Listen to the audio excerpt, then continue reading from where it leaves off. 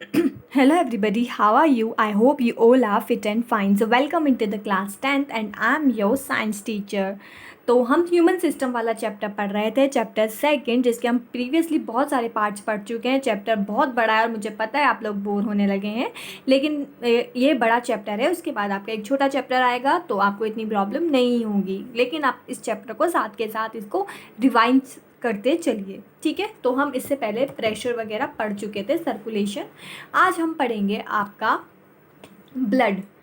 ठीक है, ब्लड वाला जो टॉपिक है हम पहले पढ़ चुके हैं. ठीक है, ब्लड हम पहले पढ़ चुके हैं, आपने देखा होगा यहाँ पर हम ब्लड को पहले पढ़ चुके हैं, प्लाज्मा से भी पहले blood.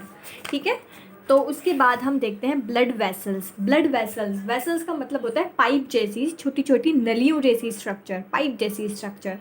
Blood moves around the body in special tube like structure. Body जो ब्लड जो होता है हमारी बॉडी में एक स्पेशल ट्यूब में घूमता है. ठीक है, these tubes are called blood vessels. उन्हीं को हम क्या बोलते हैं? Blood vessels. क्या बोलते हैं? Blood vessels.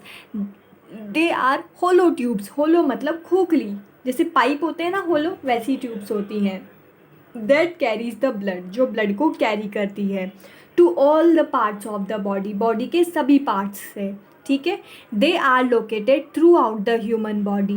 ये ह्यूमन की, ये पूरी ह्यूमन बॉडी में प्रेजेंट होती हैं, सब जगह प्रेजेंट होती हैं.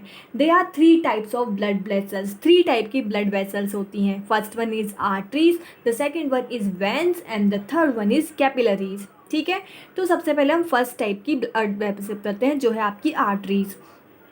Arteries carry blood from the heart to various organ of the body. Artery का काम क्या होता है? ये ब्लड को कहाँ से कहाँ ले जाने का काम करती है. आर्टरी ब्लड को हार्ट से बॉडी के वेरियस ऑर्गन तक ले जाती है, यानी कि हार्ट से प्योर ब्लड को कहाँ ले जाती है? बॉडी के ऑर्गन्स तक. They generally carry oxygenated rich blood. ये जनरली ऑक्सीजन वाले ब्लड को, यानी प्योर ब्लड को कैरी करती है. Accept pulmonary artery. सारी आर्टरीज कैसे ब्लड को कैरी करती है? ऑक्सीजनेटेड ब्लड को, यानी कि प्योर ब्लड को. लेकिन इसका एक्सेप्शन क्या है? Pulmonary artery. Only pulmonary artery ही डीऑक्सीजनेटेड ब्लड, यानी कि इम्प्योर ब्लड को कैरी करती है. बाकी सारी आर्टरीज प्योर ब्लड को कैरी करती है. Pulmonary artery is the only artery that carries carbon dioxide rich blood.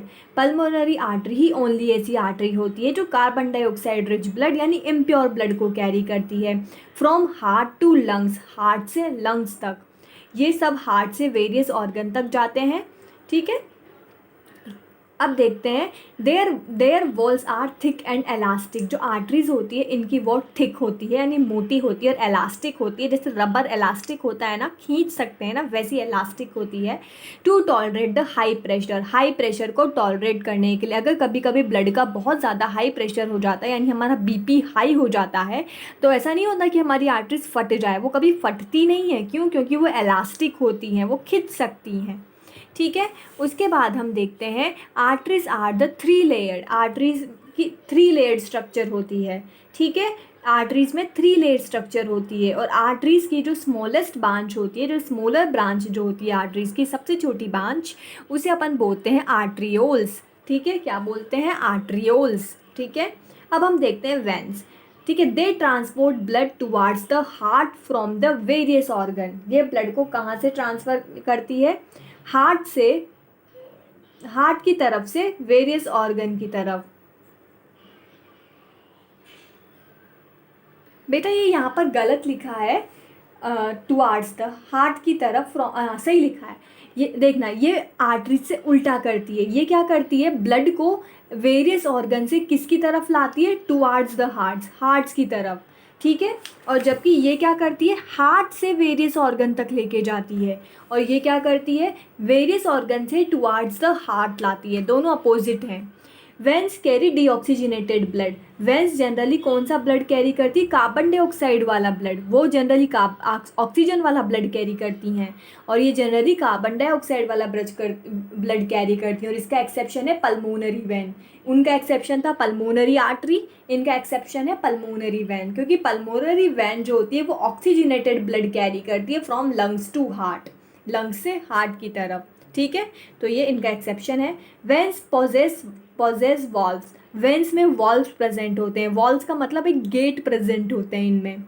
Walls allow the blood to flow only in the one direction that is towards the heart. ये valves यानी जो gate होते हैं ना, वो blood को केवल एक ही डायरेक्शन में फ्लो करने देते हैं, क्योंकि एक बार जब ब्लड निकल जाता है तो ये गेट बंद हो जाते हैं, जिससे ब्लड वापस से दूसरी डायरेक्शन में नहीं जा पाए। तो ये वॉल्स ब्लड को एक ही डायरेक्शन में फ्लो करने देते हैं, दैट इज़ हार्ट की तरफ। क्योंकि ये क्या काम करती हैं कि जो ऑर्गन से हार्ट की तरफ ही तो लेके जाती है ब्लड को।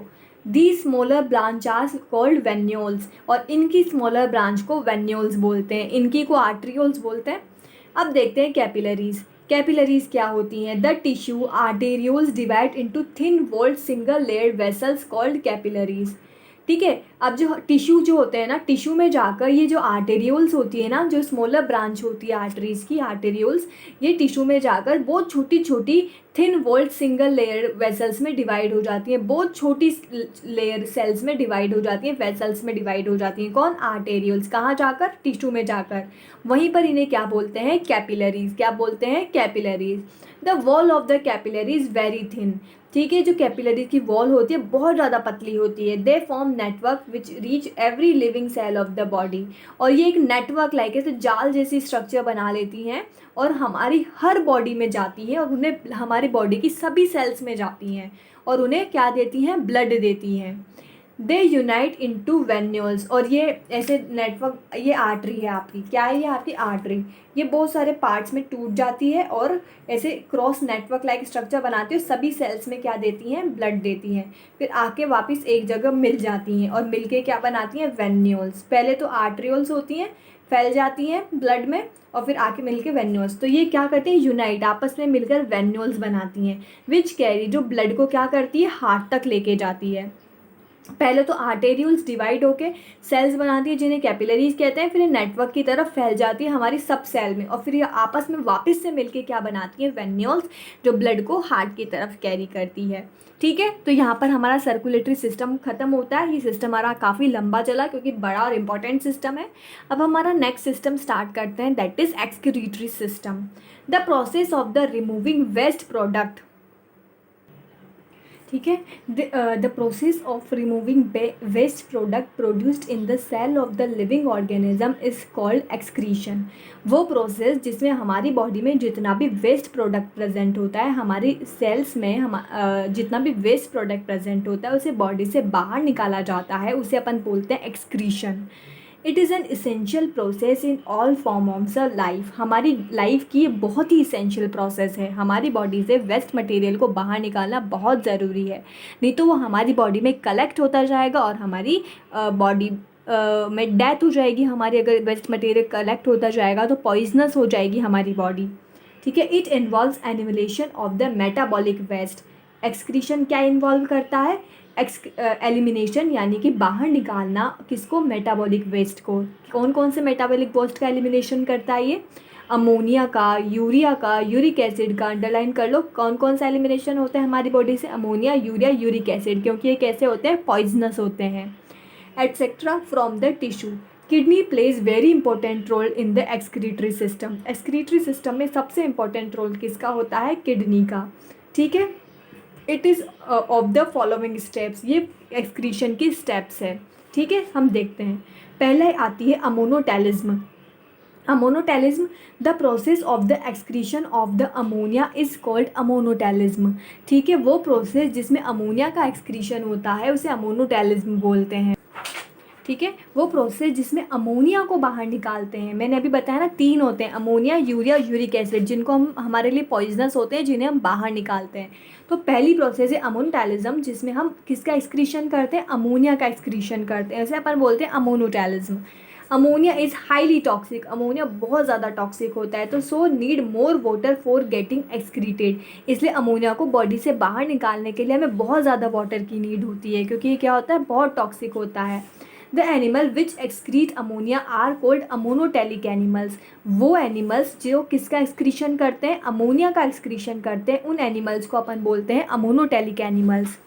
ठीक है, कौन कौन से एनिमल्स हैं जो अमोनिया का एक्सक्रीशन करते हैं? अभी मैंने बताया कि अमोनिया को बाहर निकालने के लिए ज़्यादा वाटर की नीड होती है।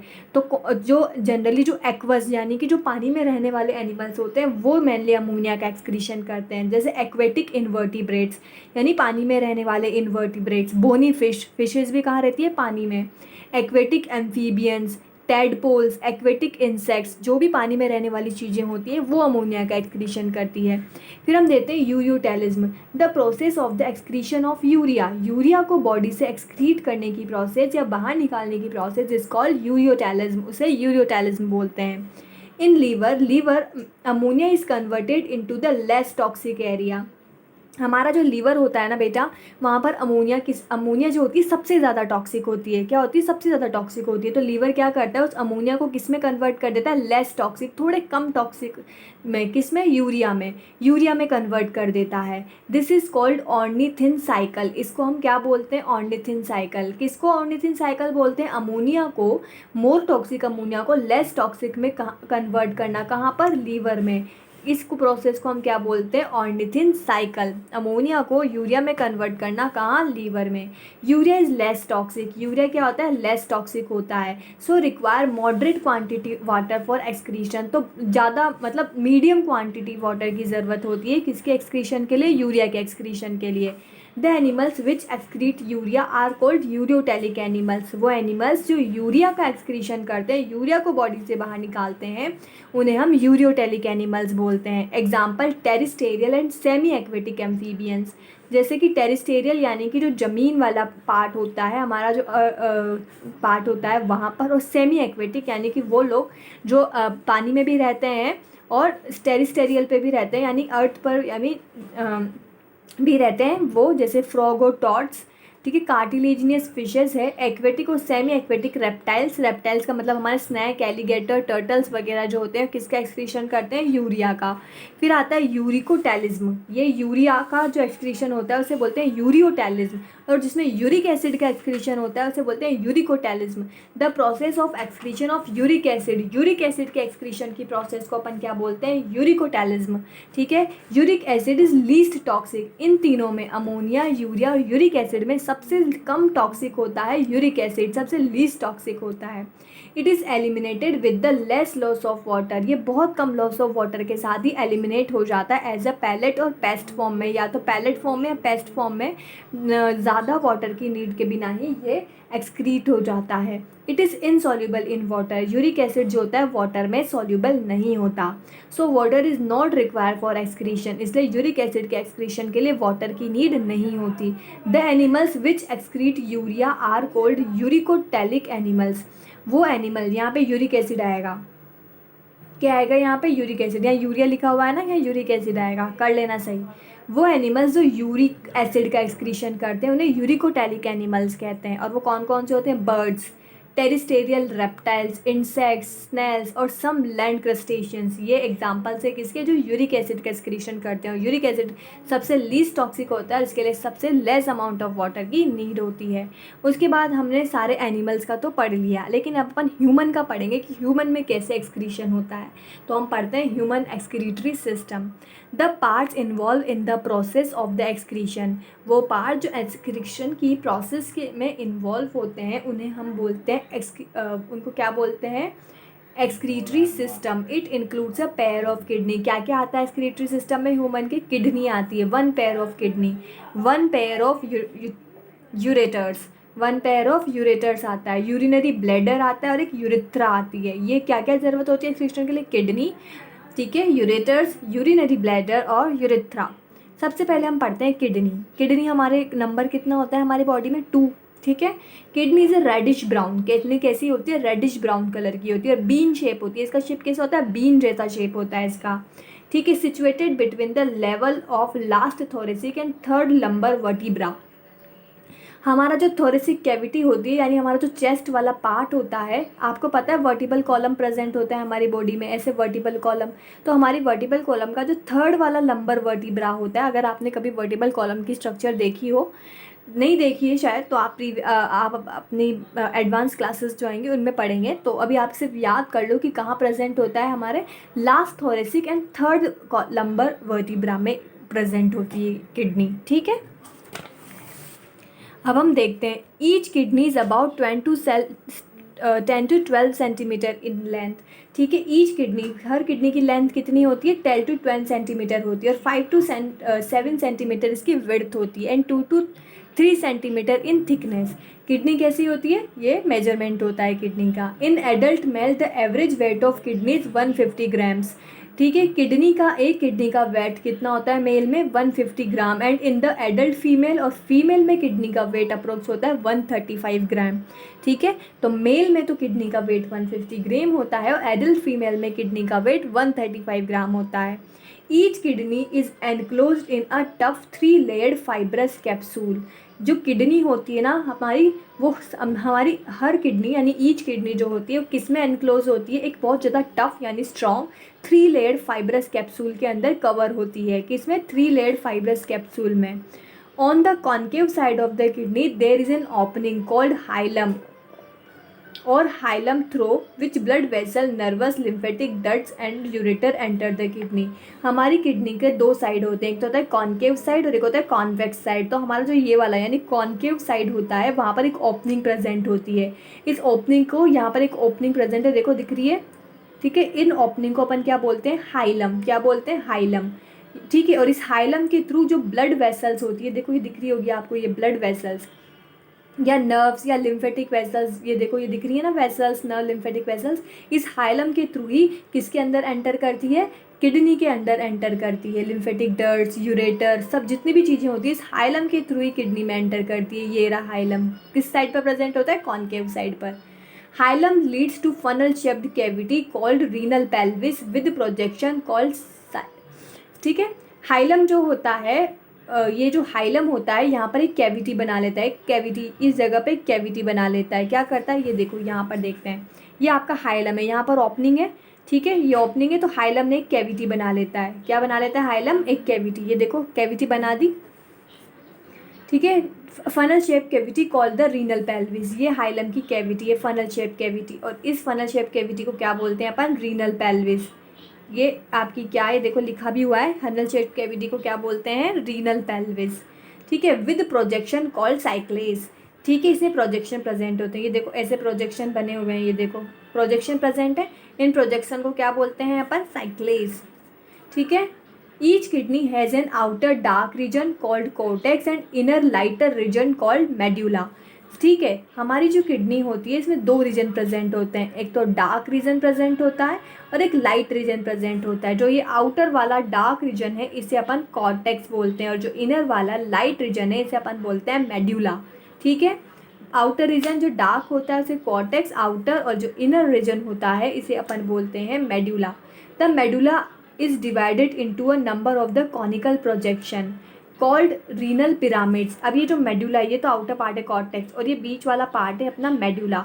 तो ये मेडुला जो होते हैं बहुत सारे कॉनिकल शेप्ड प्रोजेक्शन में डिवाइड है, देखो कितने सारे प्रोजेक्शन में डिवाइड है कॉनिकल शेप, ये देखो कितने सारे कॉनिकल शेप हैं ये प्रोजेक्शन, ये कॉनिकल शेप किस, कौन डिवाइड है, मेडुला, ये तो कॉर्टेक्स है, ये आपका मेडुला है जो कॉनिकल शेप कॉर्टेक्स में डिवाइड है, प्रोजेक्शन में डिवाइड है। कहाँ थे हम, इनर ईच किडनी आउटर, ठीक है। The medulla is into number of the conical projection called renal pyramids. In projection को क्या बोलते हैं अपन, रीनल पिरामिड्स, पिरामिड जैसे दिख रहे हैं क्योंकि ये, या फिर इन्हें मेडुलरी पिरामिड्स भी बोलते हैं। ये देखो ये क्या है, pyramid. Projecting into the minor साइक्लेज, ये किस में प्रोजेक्ट है, किसकी तरफ प्रोजेक्ट है, ये साइक्लेज, ये साइक्लेज है ना हमारे। इन प्रोजेक्ट रीनल पेल्विस में जो प्रोजेक्शन होते हैं इन्हें हम साइक्लेज कहते हैं, और जो मेडुला में जो प्रोजेक्शन प्रेजेंट होते हैं इन्हें रीनल पिरामिड कहते हैं। और रीनल पिरामिड किसकी तरफ मुड़े हुए हैं, किसकी तरफ प्रेजेंट है, इन साइक्लेज की तरफ ही तो प्रेजेंट है। तो यही लिख रहा है कि renal medulla projecting into the minor calyces, calyces में होते हैं, minor calyces lead into the major calyces. ये माइनर साइक्लेज में लीड होते हैं, ये माइनर साइक्लेज, और ये आपके मेजर साइक्लेज, ये किसकी तरफ लीड होते हैं, मेजर साइक्लेज की तरफ।